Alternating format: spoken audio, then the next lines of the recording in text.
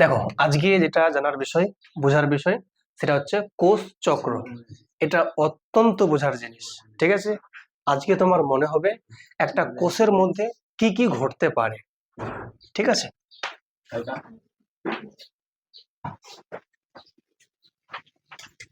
দেখো এই জিনিসটা বুঝতে গেলে তোমাকে প্রথমত অত্যন্ত ঠান্ডা মাথায় বুঝতে হবে যে কোষ চক্র জিনিসটা কি। এটাকে ইংলিশে বলি সেল সাইকেল। কেউ কোনো কথা বলো না, জাস্ট চুপচাপ বোঝো, ঠান্ডা মাথায় বোঝো। দেখো দেখো কোষ চক্র বা সেল সাইকেল ব্যাপারটা ঠিক এরকম। ধরে নাও এই যে আমরা জীব আছি, তো আমাদের জন্ম হচ্ছে, জন্ম থেকে মৃত্যু অবধি কি হচ্ছে, আমাদের অনেকগুলো দশা আসছে, আসছে না? কেমন দশা? প্রথমে জন্ম, তারপর সদ্যজাত শিশু, তারপর শৈশব মানে বাল্যকাল, তারপরে আসে মানে প্রাপ্তবয়স্ক, এবং শেষে বার্ধক্য, এবং সবশেষে মৃত্যু। তাহলে এই পুরোটা যে একটা লাইফ, এই লাইফের মধ্যে অনেকগুলো দশা আসছে। আবার সেখান থেকে নতুন মানে যখন সন্তান বা সন্ততি আসছে, তাদের আবার সেম সেম রকম, প্রথমে জন্ম, সদ্যজাত শিশু, তারপর শৈশবকাল মানে বাল্যকাল, শৈশবকাল, তারপরে কি বলো প্রাপ্তবয়স্ক, বার্ধক্য, মৃত্যু। তাহলে একটা পিরিয়ড মানে একটা চক্র চলছে না? এই চক্র যদি হয় জীবন চক্র, তো কোষেরও কিন্তু একটা চক্র আছে। তাহলে কোষের প্রথমে কি হবে? উৎপত্তি হবে, তারপর সেই কোষ থেকে কোষটা কিভাবে পরিণত হবে মানে আকারে বড় হবে, এবং সেই কোষ থেকে নতুন কোষের উৎপত্তি লাভ করবে, তাই তো? এটা কি একটা বলো কোষ চক্র। তাহলে কোষ চক্রের মধ্যে নিশ্চয়ই অনেকগুলো কি আছে, দশা আছে। মানুষের জীবনে মানুষের জীবনে যেমন বেশ কিছুগুলো দশা আছে। যেমন কি বললাম, জন্ম, সদ্যজাত শিশু, শৈশবকাল, বাল্যকাল, এবং প্রাপ্তবয়স্ক, শেষে বার্ধক্য। এই যে অনেকগুলো দশা আছে, তো কোষের জীবনেও এরকম অনেকগুলো দশা আছে। এখন জানবো সেই দশাগুলো কি কি, ঠিক আছে? তো যদি আমরা একটা কোষকে কল্পনা করি, ধরে নাও একদম শুরু থেকেই বলি, একটা এটা একটা সদ্যজাত কোষ, ঠিক? তাহলে এই কোষটা জাস্ট এখনই উৎপত্তি লাভ করলো। এই কোষটা এবার কি হবে, ধীরে ধীরে বড় হবে, তাই তো? বলো কি হবে, ধীরে ধীরে বড় হবে। একে আমরা কি বলি, যে পরিণত হওয়া। যেমন সদ্যজাত শিশু বড় হচ্ছে সময়ের সঙ্গে সঙ্গে, এরকম কোষটাও কিন্তু ধীরে ধীরে কি হবে, বড় হবে। তাহলে এই কোষটা এরকম একটা আকার ধারণ করলো, তাই এটা এখন কি, ম্যাচিওর কোষ, ম্যাচিওর সেল, মানে একদম পরিণত। এবার এতক্ষণ মানে ম্যাচিওর হওয়ার পর এবার কি হবে, বিভাজিত হবে, মানে নতুন কোষ সৃষ্টি করবে। যখন নতুন কোষ সৃষ্টি করছে, তাহলে এখান থেকে একটা কোষ, এখান থেকে একটা কোষ, মানে এটা ভেঙে দুটো কোষ উৎপত্তি লাভ করছে। দেখো তো তাহলে একটু যদি ভালো করে লক্ষ্য করো, যে এই যে দুটো কোষ পেলাম, অপত্য কোষ দুটো, ঠিকঠাক এই এর মতোই কোষটা পেলাম না? আবার এই কোষটা কি হবে, ম্যাচিওর হবে। এই কোষটা কি বলো, ম্যাচিওর হবে। আবার এটা ভেঙে দুটো কোষ হবে। কথা বুঝছো কি বুঝছো না? তার মানে দেখো ভালো করে, প্রথমে কোষটা যে আছে, এইভাবে কোষটা কিন্তু আগে ম্যাচিওর হচ্ছে, ওখান থেকে দুটো কোষ উৎপত্তি লাভ করছে, ওরা আবার ম্যাচিওর হচ্ছে, আবার একটা লাইফ সাইকেল চলছে। কিন্তু এই যে কোষটা ছোট থেকে শুরু করে, এটা এটা কি জন্ম, এটা কি পরিণত, আর এটা কি নতুন অপত্য কোষ।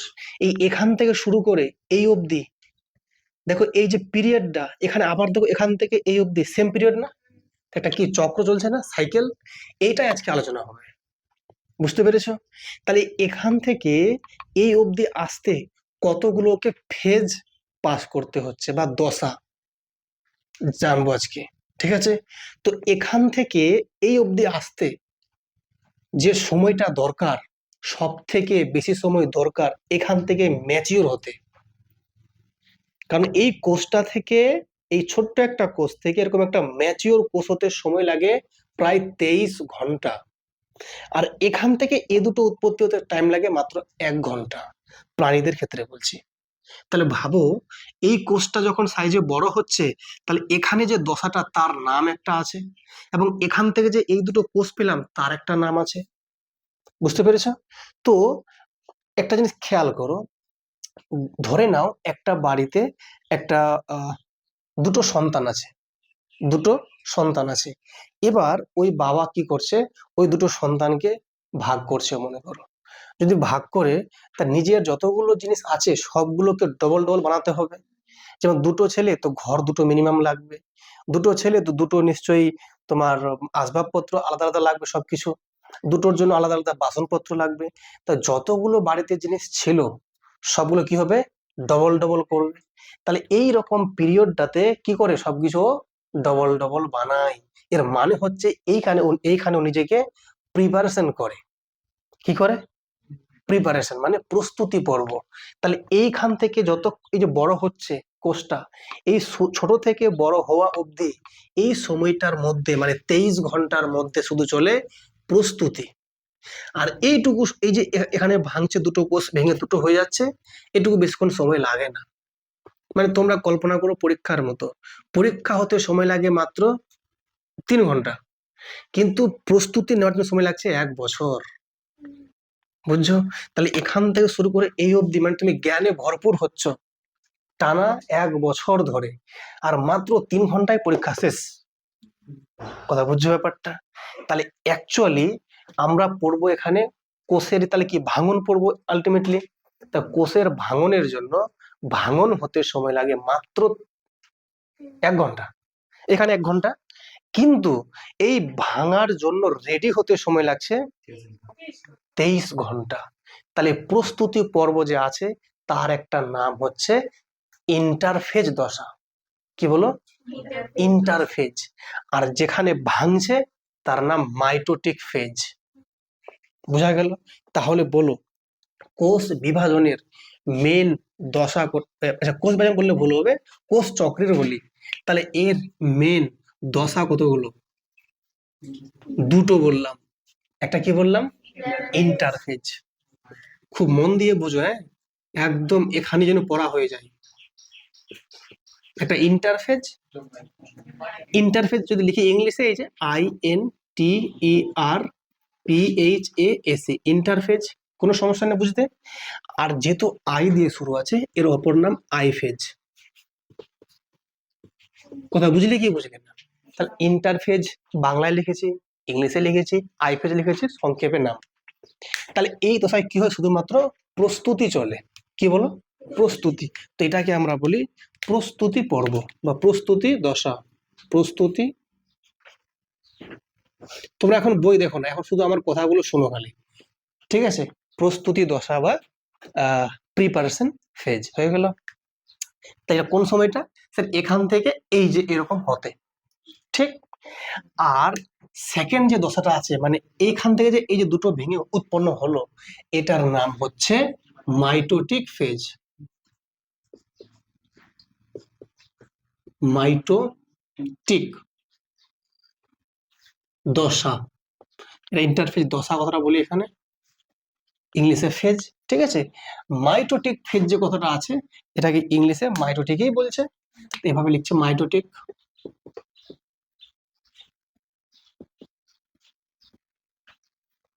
ক্লিয়ার?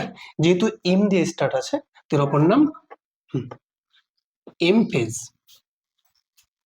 বলো কারোর কোনো সমস্যা বুঝতে? তাহলে বলো কোনটা ম্যাক্সিমাম টাইম নেই, এটা না ওটা? এইটা। এটা প্রস্তুতি।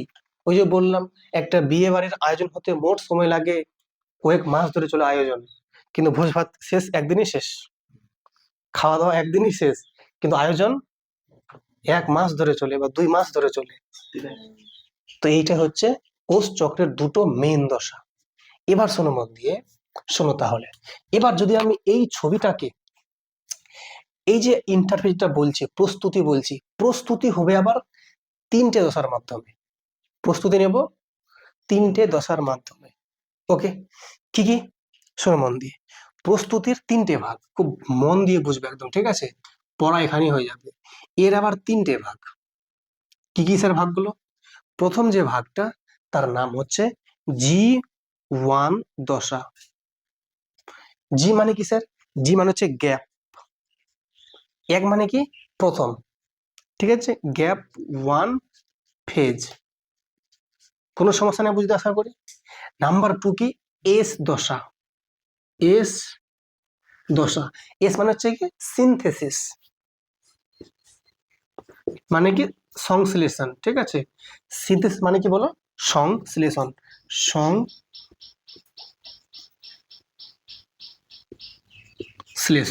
কোনো সমস্যা নেই বুঝতে। আর লাস্ট যেটা হচ্ছে G2 দশা, এর মানে হচ্ছে এটা গ্যাপ টু, ঠিক আছে, গ্যাপ টু ফেজ। তাহলে বলো ইন্টারফেজ দশার মোট কতগুলো ভাগ বললাম, 3টে বললাম। একটা বললাম G1, একটা এস, একটা G2। এই 3টে দশা মিলেই হচ্ছে ইন্টারফেজ। তার এই 3টে দশার মাধ্যমে মেন কাজগুলো সম্পন্ন হচ্ছে, ইয়ানি প্রস্তুতি নিচ্ছে। একটা কোষ যে ভেঙে আরেকটা দুটো কোষ বানাবে, তার জন্য যে প্রিপারেশন নিতে হবে, এখানে হচ্ছে সেই প্রিপারেশন। তার এটা হচ্ছে সেই ভোজের আয়োজন, এটা কি ভোজের আয়োজন। আর এইটা যে হবে শুধুমাত্র কি ভাঙবে, দেখো এখানে সময় অল্প, তাই তো, এটা সময় কতক্ষণ, প্রায় 23 ঘন্টা, এটা মাত্র 1 ঘন্টা, কিন্তু এর ভাগ অনেকগুলো আছে, ঠিক আছে।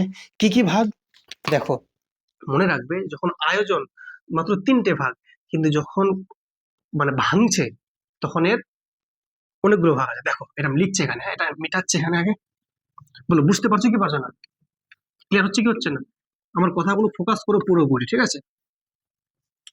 দেখো কি বলছে, এই যে মাইটোটিক দশা আছে, এর আবার দুটো ভাগ। কটা ভাগ, দুটো। কি কি, শোনো মন দিয়ে, এর দুটো ভাগ।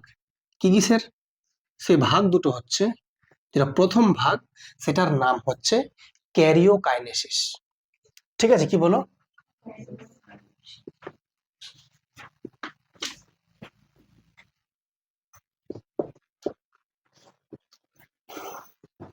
ক্যারিওকাইনেসিস। আরেকটা যেটা হচ্ছে সাইটোকাইনেসিস।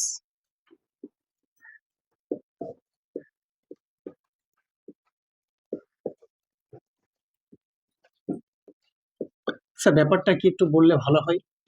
আমি কি বলেছি প্রথমে, আমি বলেছি যে এই মাইটোটিক ফেজে শুধুমাত্র কোষটা ভাঙে, আর এখানে প্রস্তুতি হয়। তো যখন ভাঙবে, কোষ ভাঙা মানে কি আলটিমেটলি কোষটা ভাঙা আর কি নিউক্লিয়াসটা ভাঙা। তো আগে কে ভাঙবে, নিউক্লিয়াস, তারপরে ভাঙবে সাইটোপ্লাজম। যদি নিউক্লিয়াসটা ভাঙে, তো সেটা যে ঘটছে প্রক্রিয়াটার নাম ক্যারিওকাইনেসিস, আর যেটা হচ্ছে সাইটোপ্লাজম ভাঙছে তার নাম কি সাইটোকাইনেসিস। স্যার কেমন দেখতে, এই যে এটা যদি কোষ হয়, এটা কোষ তো নাকি, এটা কি নিউক্লিয়াস, আগে এই নিউক্লিয়াসটা ভাঙে, তারপরে পুরো সাইটোপ্লাজমটা ভাঙে। তো যেটা নিউক্লিয়াস ভাঙছে তার নাম ক্যারিওকাইনেসিস, আর যেটা সাইটোকাইনেসিস সেটা হচ্ছে সাইটোপ্লাজম ভাঙছে। তাহলে স্যার এই যে দুটো ভাঙছে মানে নিউক্লিয়াস এবং সাইটোপ্লাজম, তার জন্য প্রস্তুতি এখানে ওই নিয়ে নিচ্ছে, ঠিক আছে। কোনো সমস্যা না বুঝতে। বলছি এই যে ক্যারিওকাইনেসিস আছে, এর আবার 4টে ভাগ, 4টে দশা। কি কি সেগুলো স্যার, সেগুলো দেখো মন দিয়ে বোঝো। এটা আমি এখানেই লিখি, জায়গা তো আছে, আচ্ছা এখানে আমি পড়ে আসছি।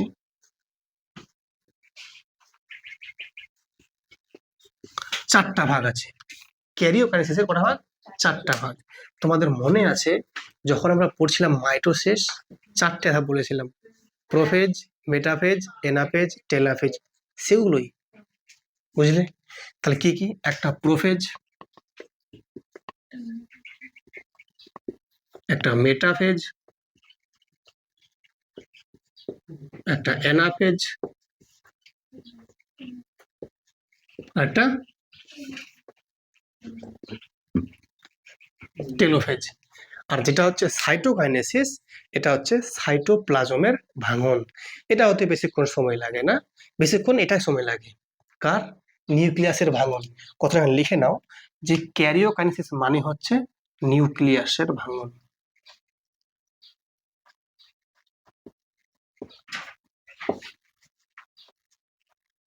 নিউক্লিয়াসের ভাঙন। আর সাইটোকাইনেসিস মানে কার বলো,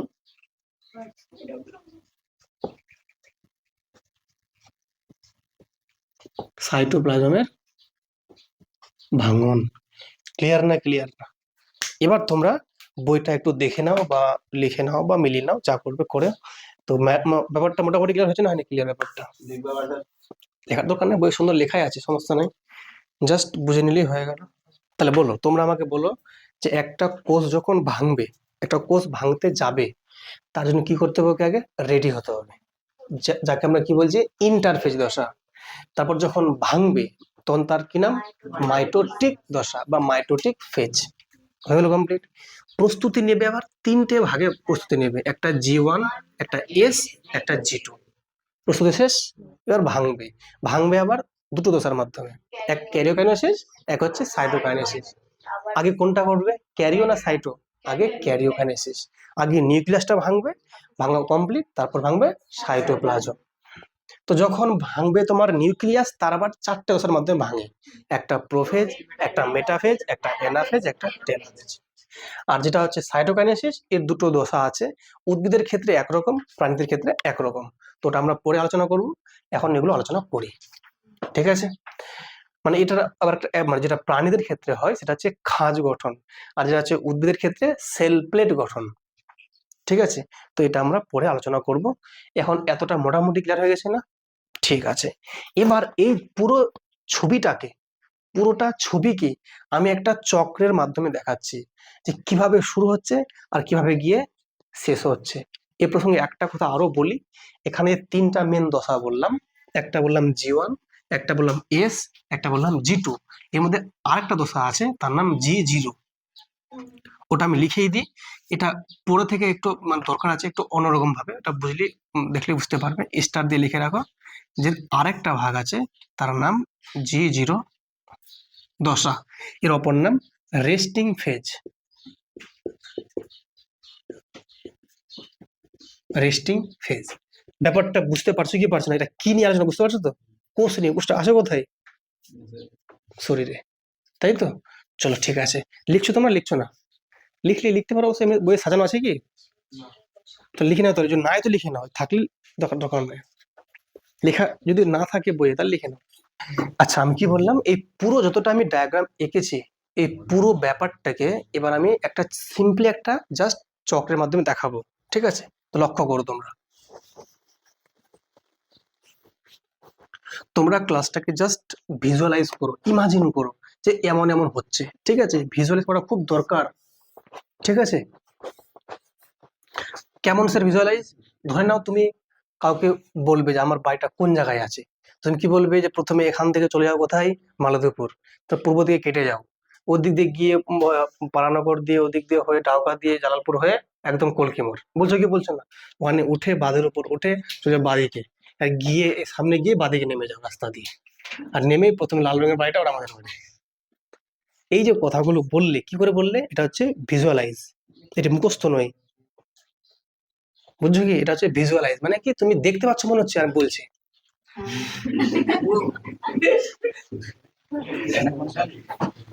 ঠিক আছে?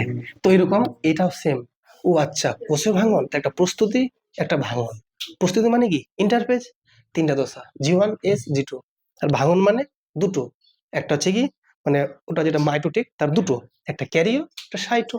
ক্যারিওর চারটা ভাগ, প্রোফেজ, মেটাফেজ, এনাফেজ, টেলোফেজ। আর সাইটোকাইনেসিস দুটো, একটা বললাম খাঁজ, একটা বললাম সেল প্লেট। ওটা বলিনি এখনো, কারণ ওটা আমরা পরে আলোচনা করব।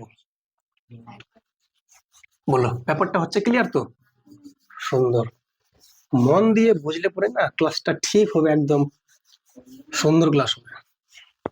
নাও শোনো মন দিয়ে, শিক্ষার্থীরা শোনো। ধরো, ধরে নাও এটা একটা ছোট্ট একটা কোষ, ঠিক? তাহলে এই কোষটা, এটা মনে করো স্টার্টিং, মানে জাস্ট সদ্য এর জন্ম হলো, এই কোষটার জাস্ট সদ্য জন্ম হলো অন্য একটা কোষ ভেঙে, ঠিক আছে? তাহলে এই কোষটা এবার কি হবে? অনেকগুলো ফেজ ওর জীবনে আসবে। প্রথম ফেজ কি আসবে? ইন্টারফেজ। এর মানে ইন্টারফেজের মধ্যে আবার তিনটে দশা আসছে ওর জীবনে। প্রথম কি আসবে? G1, তারপরে S, তারপরে G2। তাহলে চলো একটা আমি মোটামুটি সাইকেল আঁকার চেষ্টা করছি। এই হচ্ছে সে একটা সাইকেল, ঠিক আছে? খুব মন দিয়ে বোঝো, তাহলে নিশ্চয়ই এইরকম জায়গায়, শোনো মন দিয়ে। তাহলে এটা যদি আমি বলি, মোট যদি বলি, তো মোটামুটি বললাম যে এটা যদি পুরোটা হয় 24 ঘন্টা, ঠিক আছে? এটা কতগুলো এখান থেকে শুরু করে এটা পুরোটা 24 ঘন্টা। হ্যাঁ শুরু এইরকম, এটা দশাটা ঘুরতে ঘুরতে ঘুরতে ঘুরতে এইরকম সময় এসেও দুটো হয়ে যাচ্ছে তাহলে, তাই তো? তাহলে এর ম্যাক্সিমাম টাইমটা যদি বলে দিই আমি, তো তোমরা বলবে স্যার ম্যাক্সিমাম টাইম, স্যার এটা ম্যাক্সিমাম টাইম। তো এখান থেকে শুরু করে এই অবধি নিজেকে প্রস্তুতি বানাচ্ছে, ঠিক? আর এতটুকু সময় কি হচ্ছে, ও ভাঙছে। তাহলে এই যে প্রস্তুতি নিচ্ছে এইখান থেকে এই অবধি, তাহলে এই কোষটাই এখান থেকে এসে মোটামুটি এখানে এরকম একটা তাহলে বড় সাইজ হচ্ছে, তাহলে পরিণত হয়ে গেল। কি হলো বলো? পরিণত। আর এখান থেকে এখানে এসে এরকম দুটো, মানে দুটো উৎপত্তি লাভ হয়ে গেলো, তাহলে নিশ্চয়ই ব্যাপারটা বুঝলে কি বুঝলে না? এইখান থেকে শুরু করে এই সময়টুকুর মধ্যে দুটো ও ভেঙে তৈরি হয়ে গেল দুটো। ক্লিয়ার না? ক্লিয়ার না? ব্যাপারটা বুঝলে না মনে হয়? একটা সিঙ্গেল কোষ ছিল এরকম, কোষটা এরকম মানে এইরকম একটা দশার মাধ্যমে টাইম দিয়ে বলছি, সময় যত যাচ্ছে সময়টা এটা বাড়তে বাড়তে বাড়তে বাড়তে ম্যাচিওর হলো, দিয়ে আবার দুটো ভেঙে দুটো কোষ হয়ে গেল উৎপত্তি। কোনটুকু সময়? এই এতটুকু সময়। তো এখান থেকে এত অবধি ভেঙেছে? ভাঙেনি। কি হয়েছে? সাইজে বড় হয়েছে, ম্যাচিওর হয়েছে। তো এইখান থেকে এতটা হচ্ছে ম্যাচিওর হতে, মানে এটা হচ্ছে কি বলো? প্রস্তুতি। আর এখান থেকে দেখো ভেঙে গেল না, এটা হচ্ছে ভাঙন। বুঝলে? তো যতক্ষণ প্রস্তুতি নিচ্ছে তার নাম কি ছিল? ইন্টারফেজ। কি তাই তো নাকি বলো? এটা নিয়ে আমি কি বলো? ইন্টারফেজ। আর যতক্ষণ ধরে ভাঙলো এটার নাম কি? মাইটোফেজ। কোনো সমস্যা নেই কারণ? শোনো মন দিয়ে, এর মধ্যে কটা আছে ভাগ? তিনটে ভাগ। এ দেখো ভালো করে, 1 2 3। একটা কি বলো? G1 S আর G2। বুঝলে ব্যাপারটা? এতক্ষণ ধরে কি হলো বলো? প্রস্তুতি কমপ্লিট, ঠিক? মানে দেখো প্রস্তুতি মানে কি, এই সময়ে ভিতরে যা যা দরকার সবগুলো বানাচ্ছে ডবল, সবগুলো ডবল।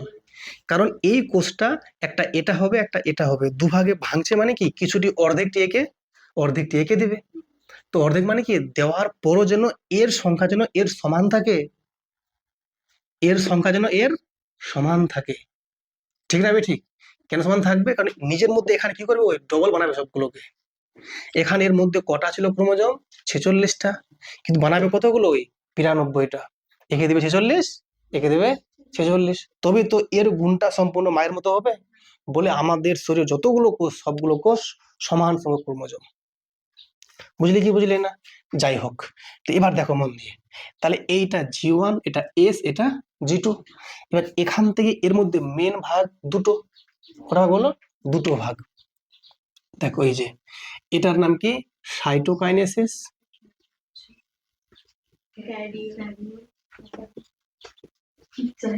সাইটোকাইনেসিস। আর এটার নাম কি? ক্যারিওকাইনেসিস।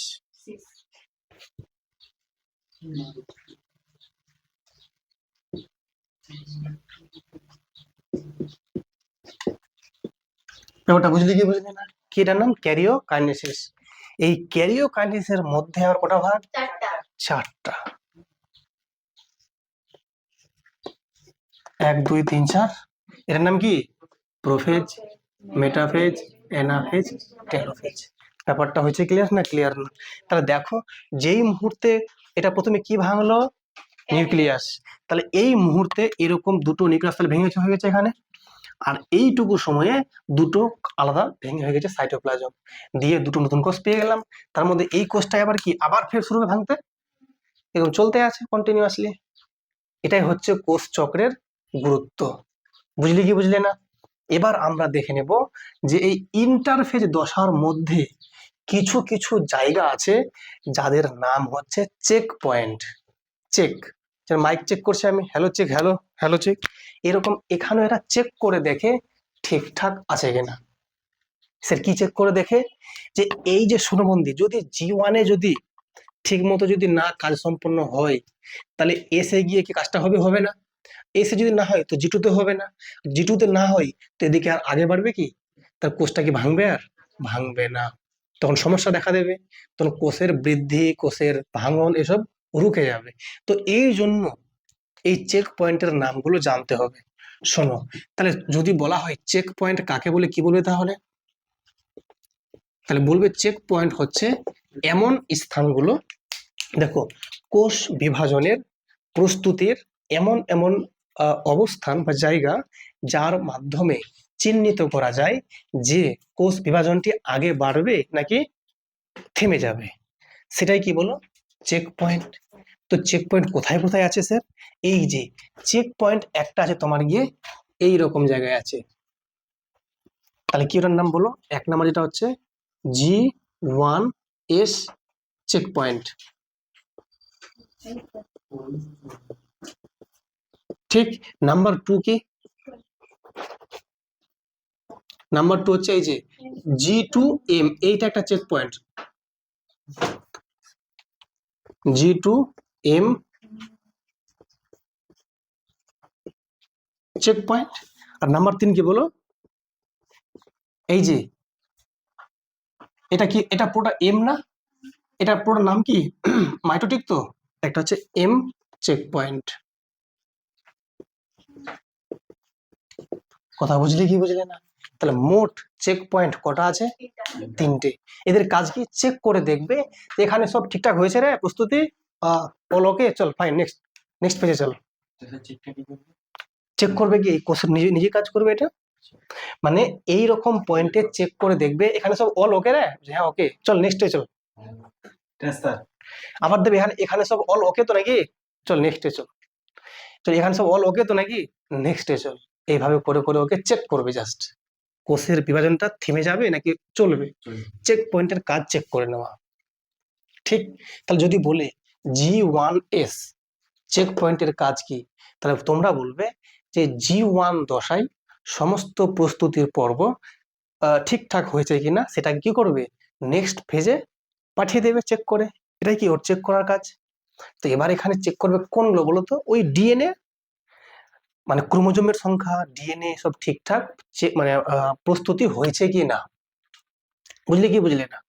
দেখো চলো এবার একটু মনের মধ্যে মেলাও, জাস্ট ব্রেনটা খাটাও, যে কোনো কারণে G1 দশার মধ্যে বা G1 ফেজে, ঠিক আছে, যদি ডিএনএ অণু ক্ষতিগ্রস্ত থাকে, মানে ঠিক মতো নাই, ক্ষতিগ্রস্ত আছে, তাহলে ওইটা এইখানে এগিয়ে কাজ হবে কি, হবে না। তখন এখানেও চেক করে নিল যে না, এখানে ডিএনএ অণু কি আছে, ক্ষতিগ্রস্ত আছে। যখন এই সময়টা পেরিয়ে যাবে তখন এইখানে এস কি করবে, ওটাকে মেরামত করবে। কি করে বলো? মেরামত করবে। এই এস এবং G2, মেনলি G2তেই বেশি হয়, এ কি করবে, মেরামত করবে। যখনই মেরামত হয়ে গেল তখন পাঠাবে কোথায়, এম ফেজে। আর এম ফেজে গিয়ে চেক করে, এখানে তো মেরামত হয়ে গেল কমপ্লিট, এবার এখানে এসে দেখবে বেম তন্তু গঠিত হয়েছে কি হয়নি। স্যার বেম তন্তুর কাজ কি মনে আছে না মনে নেই? ওই যে ক্রোমোজোম, সেন্ট্রোমিয়ার, অনুনালিকা ধরে ভাগ করছিল না, কে, বেমতন্তু। এই জন্য বলছে এম, এম পয়েন্ট যে আছে এ চেক করে দেখবে যে বেমতন্তু ঠিকঠাক আছে কিনা, বুঝলে? তাহলে যেটা পেলাম, G1S চেক পয়েন্ট কি চেক করবে, ডিএনএ অণু ক্ষতিগ্রস্ত আছে কিনা। তাহলে ডিএনএ অণু ক্ষতিগ্রস্ত কিনা, ঠিক। G2M চেক পয়েন্ট এর কাজ কি, মেরামত করবে। বলো ডিএনএ কি করে, বলো, মেরামত করবে। আর এম চেক পয়েন্টের কাজ কি বলো, এ করবে বেম তন্তু হয়েছে কিনা।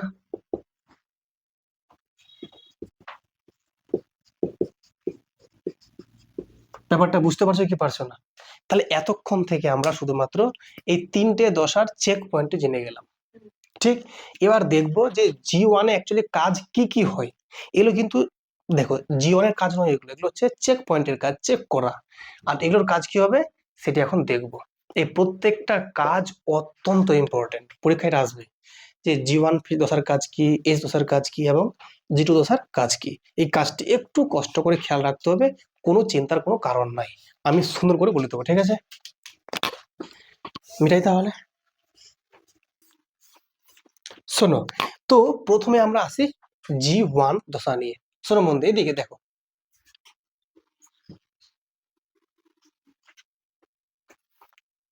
G1 দশা নিয়ে, ঠিক আছে? দেখো মন দিয়ে, এর যে G1 কাজ কি হবে, ঠিক আছে, খুব মন দিয়ে বোঝো। বলো তো G1 দশাটা কখন আসে জীবনে?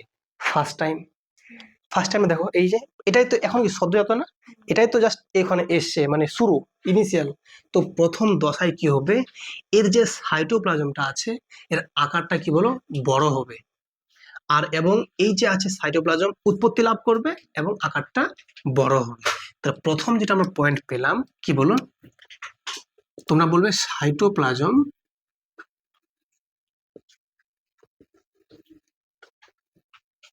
সাইটোপ্লাজমের কি হবে, সংশ্লেষ হবে। আগে তোমরা বলো সংশ্লেষ মানে কি জানো, তৈরি। তাহলে সাইটোপ্লাজমের কি হবে, সংশ্লেষ হবে এবং আকার, কোষের আকার আয়তন বাড়বে। দেখো যদি সাইটোপ্লাজমটা তৈরি হয়, সাইটোপ্লাজম মানে কি কোষের যে ফাঁকা জায়গাটা, ওটা কি সাইটোপ্লাজম, যদি এটা উৎপত্তি লাভ করে তো আকারটা বাড়বে কি বাড়বে না? তাহলে আমরা বলতে পারি কোষের আকার ও আয়তন বৃদ্ধি, কি তাই তো নাকি বলো, কোষের আকার ও আয়তন বৃদ্ধি। তার মানে দেখো ভালো করে, এইখান থেকে এতটুকু পিরিয়ডে কি হবে, সাইটোপ্লাজমটা উৎপত্তি লাভ করবে। আর যখনই এটা উৎপত্তি লাভ করছে আকারটা ধীরে ধীরে বাড়ছে, দেখো কোষের আকারও বাড়ছে, আয়তনও বৃদ্ধি হচ্ছে। ক্লিয়ার না, ক্লিয়ার না? Number 1 complete. দেখো নাম্বার 2 কি বলবো, যতগুলো অঙ্গাণু থাকে, তোমরা একটু খেয়াল করো তো, কোষের সমস্ত অঙ্গাণু থাকে কোথায় বলো, সাইটোপ্লাজমে। যেমন তোমার গিয়ে রাইবোজোম, ক্লোরোপ্লাস্ট, মাইটোকন্ড্রিয়া, এগুলো কি কোষ অঙ্গাণু, থাকে কোথায় এগুলো, সাইটোপ্লাজমে। তাহলে তোমরা বলতে পারবে বিভিন্ন রকম অঙ্গাণুগুলোর উৎপত্তি হয় কোথায়, জীবন দশায়। তাহলে বিভিন্ন অঙ্গাণু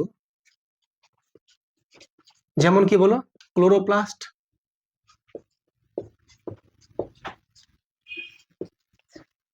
তারপর কি বলো, মাইটোকন্ড্রিয়া,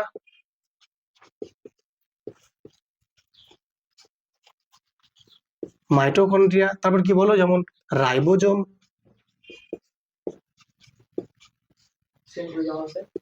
এগুলো সব ইত্যাদি ইত্যাদি লিখলাম, ইত্যাদি ইত্যাদি। তার বিভিন্ন অঙ্গাণু গুলির কি হয়, সংশ্লেষণ ঘটে। সংশ্লেষণ মানে হচ্ছে কি বলতো, উৎপত্তি। কোনো সমস্যা করার বুঝতে, দুটো পয়েন্ট পেয়ে গেলাম না? নাম্বার 3 কি বলবো আমরা, এই যে ডিএনএ, মেইন ফ্যাক্টর কি ডিএনএ না, ডিএনএ অণুর তৈরি হয় এখানে। মানে তৈরি বললে ভুল হবে, ডিএনএটা যে তৈরি হবে তার জন্য কি দরকার, উৎসেচক দরকার। কি দরকার বলো, উৎসেচক। আর সেই উৎসেচকের নাম কি, ডিএনএ পলিমারেজ। আরো অনেকগুলো আছে, তো প্রথম যে উৎসেচকটা তার নাম কি, ডিএনএ পলিমারেজ। তাহলে হ্যাঁ, উৎসেচক হচ্ছে এমন এক ধরনের তরল পদার্থ যার কাজ হবে ডিএনএটাকে প্রতিলিপিকরণে সাহায্য করবে। মানে কি স্যার, প্রতিলিপি মানে কি একই রকম ডিএনএ একাধিক বানাবে, ঠিক আছে। তাহলে ডিএনএ এর প্রতিলিপিকরণে যে উৎসেচকটা সাহায্য করে, সেই উৎসেচকের উৎপত্তি ঘটাবে কে, এই দশায় ঘটবে, G1 ফেজে ঘটবে। বুঝলি কি বললাম, ডিএনএ প্রতিলিপিকরণের জন্য যেটা উৎসেচক দরকার, যেমন ডিএনএ পলিমারেজ এবং আরো কিছু আছে অন্যান্য উৎসেচক, সবার উৎপত্তি ঘটবে কোথায়, G1 দশায়। কোনো সমস্যা? ওকে, তাহলে কি বলবো দেখো, ডিএনএ প্রতিলিপিকরণে যে উৎসেচক দরকার,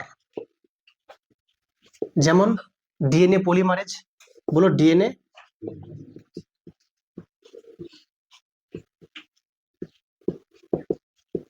পলিমারেজ, ঠিক আছে, এটা একটা উৎসেচকের নাম। আরো কিছু আছে, এই এদের কি করে, এদের উৎপত্তি লাভ করে। ডিএনএ প্রতিলিপিকরণে যে উৎসেচক দরকার তার কি করে, সংশ্লেষণ ঘটায় বা সংশ্লেষণ ঘটে। কথা ক্লিয়ার না, ক্লিয়ার না? 3টা পয়েন্ট পেয়ে গেলাম, ঠিক। নাম্বার 4, যত রকম আছে তোমার গিয়ে নিউক্লিওটাইড, আর নন হিস্টোন প্রোটিন। মনে পড়ছে প্রোটিন কোনগুলো? হিস্টোন ছিল, আর ছিল কি নন হিস্টোন। মনে পড়ছে ক্রোমোজোমের ইসে ছিল মানে উপাদানে। তো সেই যে নন হিস্টোন প্রোটিন আর কি বলো নিউক্লিওটাইড, এগুলোর উৎপাদনে সাহায্য করছে কে? এই যে জি1 দশা। তাহলে কি বললাম? একটা বলো, একটা বললাম তোমাকে নন হিস্টোন প্রোটিন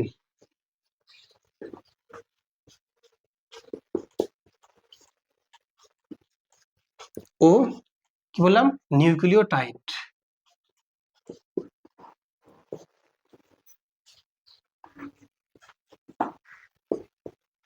নন হিস্টোন প্রোটিন আর নিউক্লিওটাইড সংশ্লেষণে সাহায্য করে।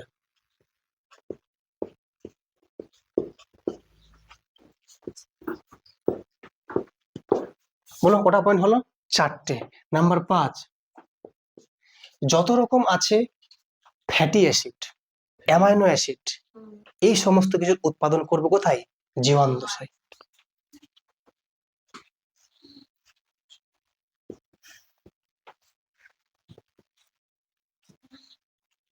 অ্যামাইনো অ্যাসিড,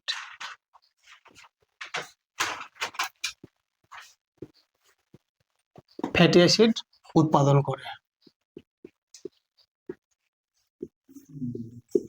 ঠিক। নাম্বার 6, কি? এই যে এটিপি অণু, এটি মানে কি বলতো? শক্তির ঘর, শক্তি উৎপাদন করে কে? এটিপি। তাহলে এটিপি অণুর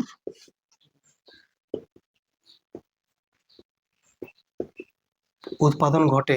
এই 6টা পয়েন্ট তোমাকে একদম মন্ত্রের মতো জানতে হবে। এমসিকিউ কোশ্চেন এখান থেকে পরীক্ষায় গ্যারেন্টি আসবে। এখান থেকে দিয়ে বলবে ডিএনএ প্রতিলিপিকরণের জন্য যে উৎসেচক দরকার, যেমন ডিএনএ পলিমারেজ, তার সংশ্লেষণ কোথায় ঘটে? জি1 দশায়। পরীক্ষায় আসবে এটা। হ্যাঁ।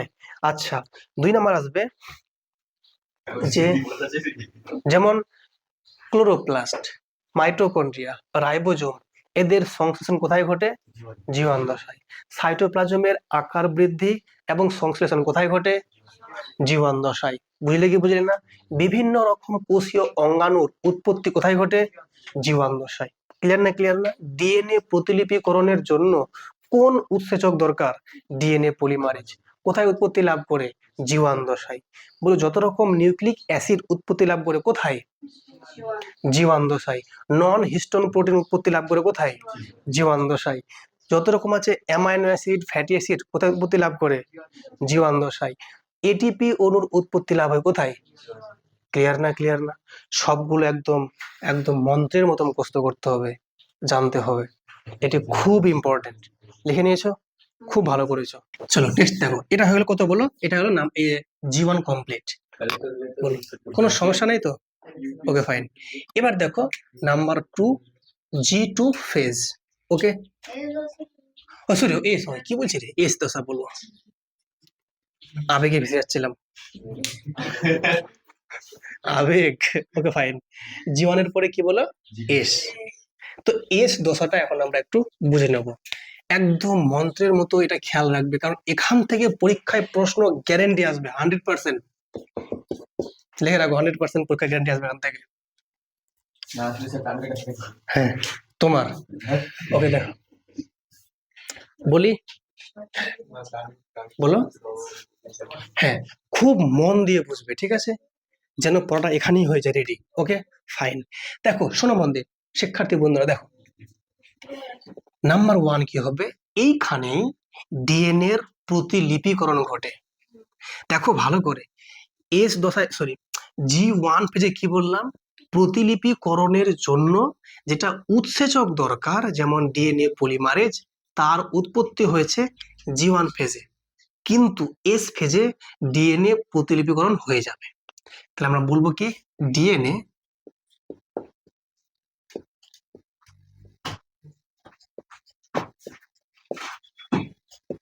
প্রতিলিপিকরণ ঘটে। এটা খুব ইম্পর্টেন্ট যে ডিএনএ প্রতিলিপিকরণ কোথায় ঘটে? এস ফেজে। ডিএনএ প্রতিলিপিকরণ কথার মানে হচ্ছে ডিএনএটা মানে ডবল হয়ে যাবে, ডিএনএ ডবল হয়ে যাবে। তাহলে 2 নাম্বার বলতে পারি যে ডিএনএ সংখ্যায় দ্বিগুণ হয়। দ্বিগুণ মানে কি? ডবল হয়ে যায়। ঠিক? তোমরা বলো তো একটা ক্রোমোজোমে কতগুলো থাকে, সরি একটা কোষের মধ্যে কতগুলো থাকে ক্রোমোজোম? 46টা। তাহলে এস দশায় কতগুলো হয়ে যাবে? 92টা। ডবল, মানে ডবল সেট হয়ে যাবে। আচ্ছা 46টা এটা ডিপ্লয়েড না হ্যাপ্লয়েড? ডিপ্লয়েড। 23টা ছিল কি? হ্যাপ্লয়েড। কিন্তু এখানে ডিপ্লয়েড 2 মানে 2n থাকতো, আর হয়ে যাবে ডবল মানে কি তাহলে 4n। তাহলে আমরা এখানে n না এখানে c বলবো, কেন? ডিএনএ দেখো আমরা যখন আমরা n বলছিলাম ওটা ছিল ক্রোমোজোম, কিন্তু কি বলছে এখানে? ডিএনএ। তাহলে n লেখা যাবে না, কি লিখবো? c লিখবো। তাহলে তোমরা বলবে যে 2c থেকে কত হবে? 4c। 2c থেকে 4c হয়। এটা বুঝতে পারলে কি পারলে না?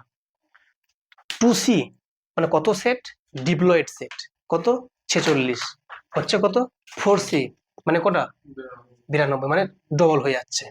ক্লিয়ার? আমি তো বলেই দিয়েছি প্রস্তুতি পর্বে সবগুলো ডবল ডবল হবে, আর ভাঙন পর্বে ভাগ করে দিয়ে দেবে। জাস্ট ভাগ করতে কতক্ষণ?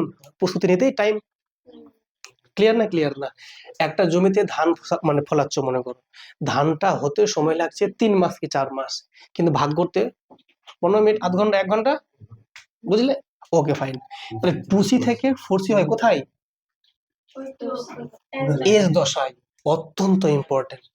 ডিএনএ কথা বলো না, ডিএনএ সংখ্যায় ডবল হয়ে যায় কোথায়? এস দশায়। ডবলের কথা আসলেই মানে এস ঘুরে মাথায়, এস। ক্লিয়ার না? ক্লিয়ার না? আচ্ছা নাম্বার 3, খেয়াল করো নন হিস্টোন প্রোটিন কোথায় তৈরি হয়েছিল? G1 এ। আর এসে হবে হিস্টোন প্রোটিন। বলো হিস্টোন প্রোটিন উৎপত্তি লাভ করে। খুব ভালো করে খেয়াল রাখবে, নন হিস্টোন বললে G1, হিস্টোন বললে এস দশা। ক্লিয়ার? পরীক্ষায় খুব আসবে এগুলো কিন্তু মাধ্যমিকে। Number 3 complete. Number 4 centriole. মনে আছে সেন্ট্রিওল কি? সেন্ট্রোজোমের অংশ হচ্ছে সেন্ট্রিওল। দুটো সেন্ট্রিওল উৎপত্তি লাভ করে চলে যাচ্ছিল 2 মেরুতে, আর মেরুতে গিয়ে বানাচ্ছিল কি? বেম তন্তুগুলো দিয়ে বানাচ্ছিল, জোড়া লাগাচ্ছিল সেন্ট্রোমিয়ারের সঙ্গে, আর দিয়ে টান দিচ্ছিল। অর্ধেকটি ক্রোমোজোম উপর দিকে, অর্ধেকটি ক্রোমোজোম নিচের দিকে। তাহলে সেন্ট্রিওলের উৎপত্তিটা সরি ডবল হয়ে যাবে কোথায়? এস দশায়। তাহলে সেন্ট্রিওলের সংখ্যায় ডবল হয়ে যাবে।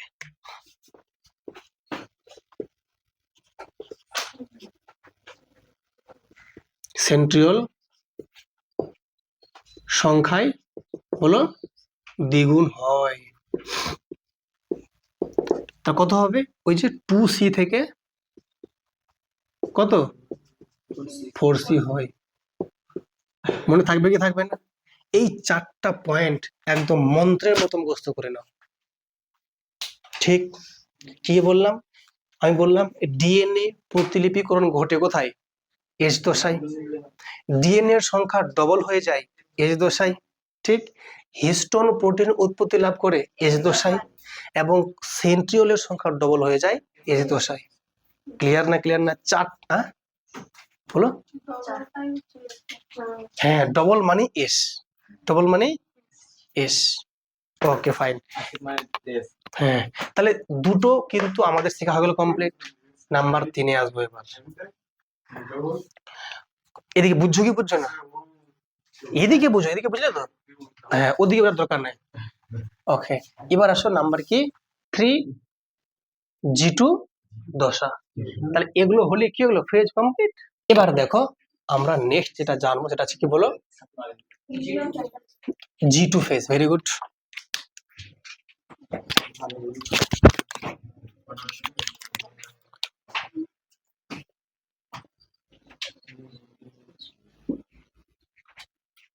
মন দিয়ে শোনো। G2 ফেজ, তাহলে এটা লাস্ট ফেজ। প্রস্তুতি পর্বের G1 তো হয়ে গেছে, এস হয়ে গেছে, এবার G2। দেখো ভালো করে, এটা মানে কিন্তু একটা, দেখো জি মানে গ্যাপ। আচ্ছা এস কেন বলছে? সংশ্লেষণ মানে সিনথেসিস, এটা গ্যাপ অ্যাক্ট হচ্ছে, ঠিক আছে। তো দেখো G2 ফেজে কি ঘটবে, এখানে তোমার 4টা পয়েন্ট মুখস্থ রাখতে হবে, মুখস্থ না বুঝে মুখস্থ রাখতে হবে, মনে রাখতে হবে। 4টা পয়েন্ট কি? প্রথমত হচ্ছে এই যে এটা লাস্ট ফেজ, কার লাস্ট ফেজ? প্রস্তুতির। তো প্রস্তুতির লাস্ট ফেজ এবার যাবে কোথায়? বিভাজন দশায়। তো এই বিভাজনের জন্য রেডি হচ্ছে বা কিনা? তো বিভাজনের জন্য যতগুলো ফ্যাক্টর দরকার, কি দরকার? ফ্যাক্টর। সেই ফ্যাক্টর গুলো উৎপত্তি হবে এইখানটাতে। ক্লিয়ার না? ক্লিয়ার না? তাই কি বলবে? মাইটোটিক ফেজের জন্য বা বিভাজনের জন্য যে সমস্ত ফ্যাক্টর দরকার, সেই সমস্ত ফ্যাক্টর গুলোর উৎপত্তি লাভ করে কোথায়? G2 দশায়। বুঝছো? তাই কি লিখবে? নাম্বার 1 তোমরা লিখবে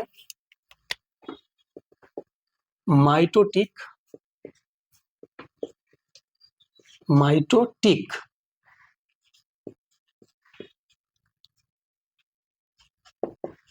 দশার জন্য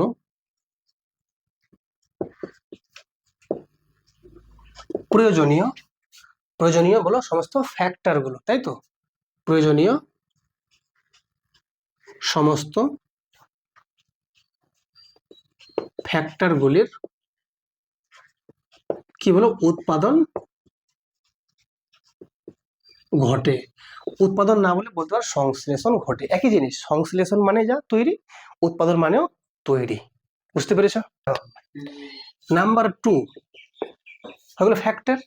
এবার যতগুলো আরএনএ উৎপত্তি লাভ করছে, কি বলো? RNA, ribo nucleic acid.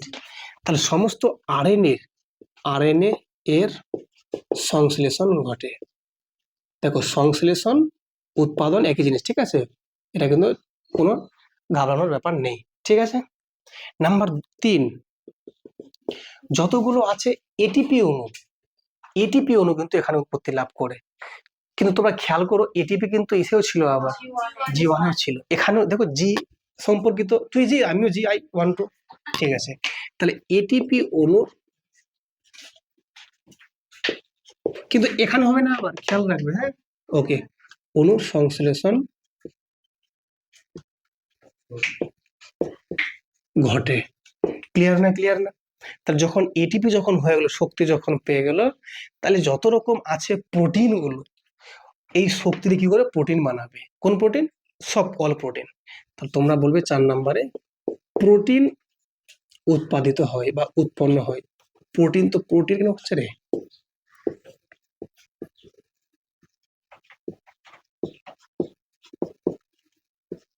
বলো ক্লিয়ার না? ক্লিয়ার না? এই হচ্ছে আমাদের টোটাল 3টে দশা, G1, S এবং G2। এই 3টে দশার মাধ্যমে আমাদের ইন্টারফেজ দশা হচ্ছে শেষ, ঠিক। আরেকটা দশা আছে, তার নাম কি? G0, ওটা বলেই দিই। তাহলে এটা পুরোপুরি শেষ হয়ে যাবে। আমরা নেক্সট ডে পড়াবো মাইটোটিক, তাই তো? ঠিক। আচ্ছা, লেখা হয়েছে সবারই আশা করি? বুঝছো কি বুঝছো না? যেটি লেখাচ্ছি এটি পরীক্ষায় লিখে আসতে পারলে ফুল মার্কস। এটি পরীক্ষায় আসবে, এখন তো হচ্ছে না বিশ্বাস। কোশ্চানে গিয়ে দেখবে, এই বাপ রে, স্যার তো ঠিকই বলেছিল রে।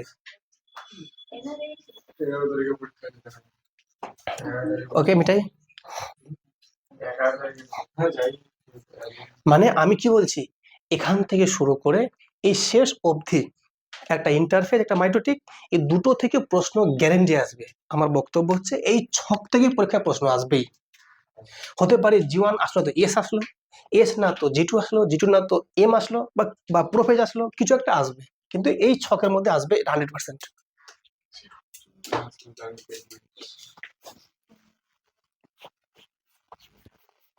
না আসলে পরে 1 মাসের টাকা ফেরত দেবো। On record. না আর করবো না। ছেলে খুব চালাক আছে রে, টাকাটা নিবে মনে হচ্ছে। না অত টেনশন নাই, আসবে পরীক্ষায়। তোমরা তো প্রমাণ তো পেয়ে গেছো ফার্স্ট ইউনিট টেস্টে, পাওনি প্রমাণ? ওকে, হ্যাঁ। আমি বলেছিলাম যে দন্ত চিকিৎসক, বলেছিলাম না? একদম ওরটা এসছে, অবতল দর্পণ বলেছিলাম, ওরটা এসছে। দেখো শোনো মন দিয়ে, লাস্ট কি আছে বলো? G0। শোনো, বল মজা আসছে কি আসছে না? তো গরম আছে তো মজা আসছে, দেখছো বলে কেন তুমি ক্ষয়ে গেছো, তুমি এদিকে তুমি আর আপনি যা বলছেন হারিয়ে গেছে এখন এখন তখন ওকে সত্যি বলতে বলো, সত্যি তোমার মনটা বাইরে ছিল না? তাকালে কি হবে রে, চোখের দেখা আমি আমি ভুল যাই কখনো পাগল। স্যার এক্সপার্ট আছে না চোখটা ওকে এক্সপেরিয়েন্স আছে ছোট শোনো মন দিয়ে, শোনো খুব তোমরা এই তাকাও, ধ্যান দিয়ে তাকাও, ভালো বুঝি না, তারপর আমরা ম্যাথে আসবো, ঠিক আছে? ওখানে ম্যাথ করবো, বসে দেখো G0। শোনো মন দিয়ে, জিরো মানে কি? জিরো মানে হচ্ছে ও ইনঅ্যাক্টিভ, বলছে আমি আর কাজ করব না ভাই। ও যেটার নাম হচ্ছে রেস্টিং ফেজ, মানে বিশ্রাম নেবে ও এখন। শোনো মন দিয়ে, এটার নাম রেস্টিং ফেজ। ওটা কিন্তু আসবে এখান থেকে, যে রেস্টিং ফেজ কোথায় দেখা যায়? হ্যাঁ G0-তে। শোনো মন দিয়ে, এর অপর নাম রেস্টিং ফেজ বা G0 দশা, গ্যাপ জিরো। এর মানে কি? শোনো মন দিয়ে, এ সময় কি হয়? এই সময়টাতে দেখো ভালো করে, যেই মুহূর্তে এই যে এই বড় কোষটা ভেঙে দুটো কোষ উৎপত্তি লাভ করেছে, এই দুটো কোষের মধ্যে, শোনো মন দিয়ে, শোনো ভালো করে, এখানে কি হবে? এরা একটু একটু কর্মক্ষমতা লাভ করবে। কি লাভ করবে? কর্মক্ষমতা। আর কিছু বিশেষ বিশেষ গঠন লাভ করবে। তাহলে কি বললাম? কর্মক্ষমতা লাভ করবে আর কিছু বিশেষ গঠন লাভ করবে, যেমন লোহিত রক্ত কণিকাতে রূপান্তরিত হতে পারে, এই টাইপের জিনিসগুলো। যাই হোক, ওটা অন্য জিনিস। তাহলে এতটুকু তো শিওর হয়ে গেলাম যে যখনই দুটো অপত্য কোষ পেয়ে গেলাম, যখনই ভেঙে দুটো কোষ পেয়ে গেলাম, এই দুটো কোষ কি হবে? কর্মক্ষমতা লাভ করবে এবং কি বললাম বলো? কর্মক্ষমতা আর বিশেষ গঠন লাভ করবে। দেখো তাহলে এই দশাতে কি হয়? নাম্বার 1 কি বললাম বলো? যে যে দুটো অপত্য কোষ পেলাম, সদ্যজাত পেলাম, তারা কি হবে? বিশেষ কর্মক্ষমতা আর বিশেষ গঠন লাভ করবে। তাহলে অপত্য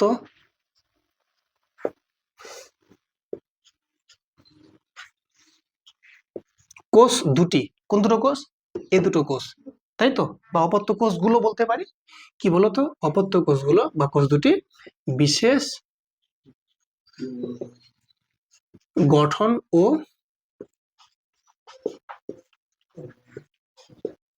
কর্মক্ষমতা লাভ করে। কোনো সমস্যা বুঝতে এটা? না। আর কি হবে এই সময়টাতে? শোনো মন দিয়ে, এই সময়টাতে কি হবে? এরা বিশ্রাম অবস্থায় থাকবে।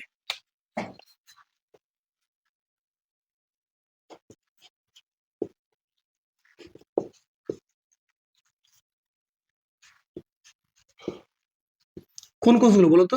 অপত্য কোষগুলো কিন্তু বিশ্রাম অবস্থায় থাকে। তাহলে বলতো এই মুহূর্তে কোষগুলো জাস্ট ভেঙে বিশ্রাম অবস্থায় আছে। যদি এই G0 দশায় এরা স্থায়ীভাবে থেকে যায় বিশ্রাম অবস্থায়, তাহলে এরা কিন্তু আর G1 দশায় প্রবেশ করতে পারবে না। যদি এখানে, তাহলে দেখো এখানে তাহলে কি G0, যদি ও বিশ্রামে চলে গেল, রেস্টে চলে গেল, তাহলে ও কি আর G1-এ ঢুকবে? যদি G1-এ না ঢোকে, তাহলে ও কি আর ভাঙন ঘটবে? ঘটবে না। তাহলে G0 দশা ঠিক করে দেবে যে এটা এখানেই স্থির নাকি আবার ভাঙবে, তাই তো? তাহলে এবার কিছু কিছু কোষ আছে যারা G0 দশায় চলে যায়। কারা স্যার? নিউরন। স্থায়ী G0 দশা। মনে আছে যে কোন কোষ বিভাজিত হয় না? নিউরন, মানে নার্ভ কোষ। মনে পড়ছে কি পড়ছে না? তাহলে নার্ভ কোষে কেমন আছে দশা? বলবে স্থায়ী G0 দশা দেখা যায়। তাহলে একটা হচ্ছে নার্ভ কোষ,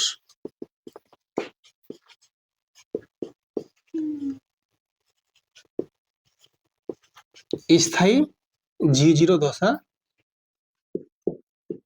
দেখা যায়। এটা কি প্রাণীদের ক্ষেত্রে? আর উদ্ভিদের ক্ষেত্রে কি বলতো? সেটা হচ্ছে সিভ নল। তোমরা জানো ভালো করে, যখন জাইলেম ফ্লোয়েম পড়বে তখন এটা পাবে। এই সিভ নল যে আছে বা সিভ কোষ বলি,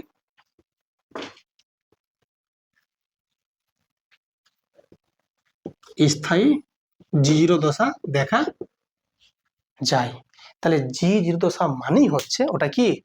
রেস্টিং ফেজ। আর রেস্ট মানে স্থায়ী যদি রেস্ট পেয়ে যায় ও আর জীবনে প্রবেশ করবে না। যদি জীবনে প্রবেশ না করে ভাঙন দেখা দেবে না। আরেকটা কথা বলো তো প্রাণীর ক্ষেত্রে পেশি কোষে, তাহলে বলো পেশি কোষেও কিন্তু দেখা যায়, এটা খেয়াল রাখবে। হ্যাঁ, যে পেশি কোষে স্থায়ী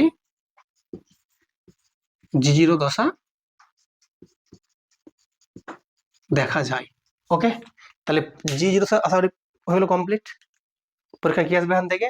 স্থায়ী জিজির দশা কার ক্ষেত্রে দেখা যায়? নার্ভ কোষ, সিগন্যাল কোষ আর একটা পেশি কোষ, মনে থাকবে? 2-4 ঘন্টা। তাহলে তোমরা বলো আমাকে ডবল কোথায় কোথায় থাকছে? তাহলে এস এ ডবল হচ্ছে, আর জি2 তে কিন্তু ডবল হয়ে থাকছে। কারণ দেখো এখান থেকে এই অবধি সিঙ্গেল ছিল, ডবল হয়ে গেল, ডবল তো আছে এখনো, এখন আছে ডবল, এখানে আলাদা ভাবে। তার ডবল দেখা যায় কোথায় কোথায়? এস এ আর জি2 তে, মনে থাকবে? ওকে, তাহলে এটা কমপ্লিট। আমরা শুধু আজকে কি পড়লাম? ইন্টারফেজ শেষ।